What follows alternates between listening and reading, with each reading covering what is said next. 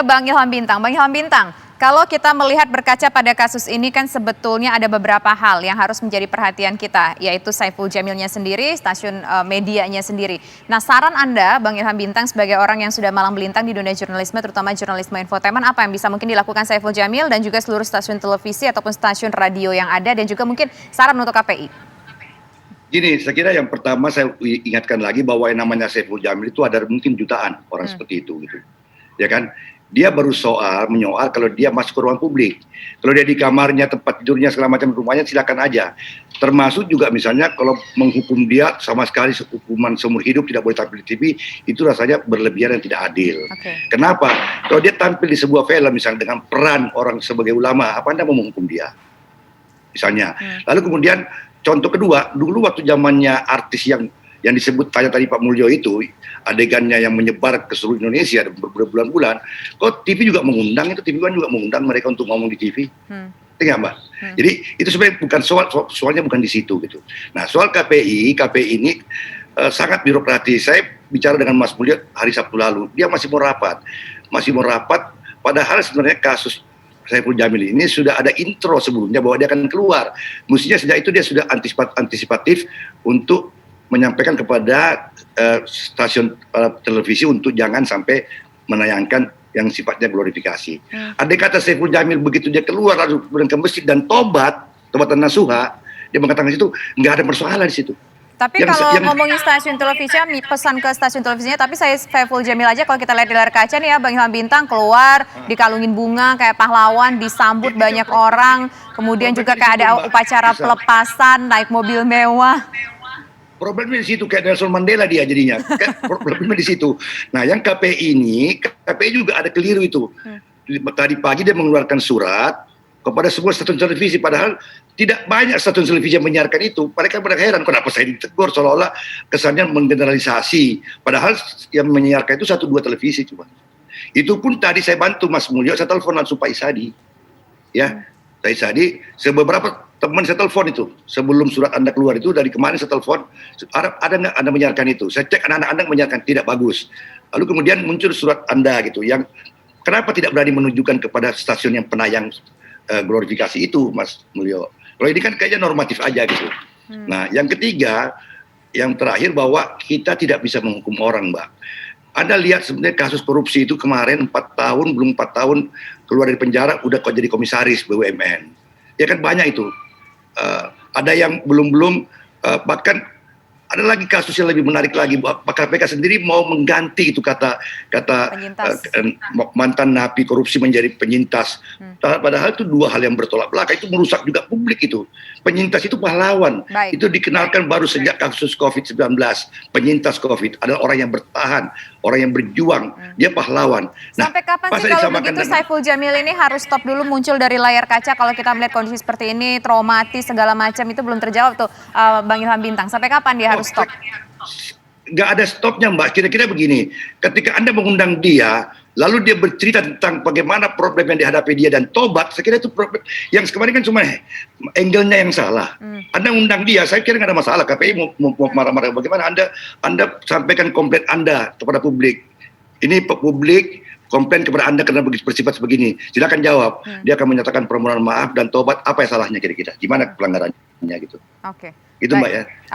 Itu harus sama juga dengan dulu KPI ketika dulu melarang itu disiarkan kasus artis itu. Saya malah melawan KPI waktu itu. Karena kasus itu harus disebarluaskan. Kenapa? Mencegah publik menonton itu, bahwa itu barang haram gitu. Baik. Gitu. Nah, ini harus ditanggapi nih sama KPI, Pak Mulyono. Bagaimana respon Anda, Pak Mulyono? Pak Mulyo maksud saya, mohon maaf. Saya agak begitu kurang jelas tadi ya suara yang saya tangkap ini. Jadi justru segmen terakhir ini suaranya kok jadi agak agak ngedrop begitu. Mohon maaf, bisa disampaikan sedikit, Mbak. Oke. Jadi setidaknya begini, ketika ini Saiful Jamil tidak apa-apa muncul di layar kaca, tapi harus dilihat juga angle-nya seperti apa, dan juga soal mencermati adanya surat yang dikeluarkan oleh KPI kepada kepada seluruh stasiun televisi. Padahal harusnya ini lebih spesifik kepada stasiun televisi yang sudah mengundang Saiful Jamil dengan konten yang ada glorifikasinya. Iya. Iya, iya. Sebetulnya surat yang kami kirimkan itu kan bukan berupa surat keputusan sanksi ya. Kalau surat keputusan sanksi tentu saja mengarah atau ditujukan kepada satu lembaga penyiaran atau beberapa lembaga penyiaran yang memang terbukti melakukan pelanggaran. Seperti yang tadi saya sampaikan bahwa di dalam P3SPS regulasi yang kami jadikan sebagai pegangan itu tidak secara eksplisit mengatur persoalan yang menyebutkan bahwa tidak boleh orang yang baru saja menjalani proses hukuman, kemudian tampil di televisi.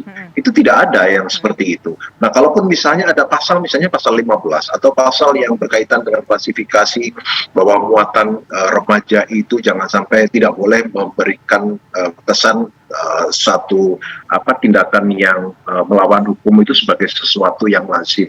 Itu ada, tetapi kan tidak mungkin kita kemudian menggunakan pasal itu untuk kasus ini tanpa ada kejelasan pasal. Jadi pasal-pasal seperti itu yang sifatnya sangat umum itu jarang sekali kami pakai, kecuali memang ada pasal, ada pelanggaran yang sudah jelas-jelas dan kita bisa kenakan Pak pasal Mulyo, yang lain itu, Mbak. tapi merespon ini sudah ada sebuah tayangan yang menunjukkan glorifikasi dari Saiful Jamil, nyanyi-nyanyi, kelihatan bahagia, kelihatan senang. Apakah tayangan tersebut mendapatkan katakanlah teguran ataupun sanksi dari KPI?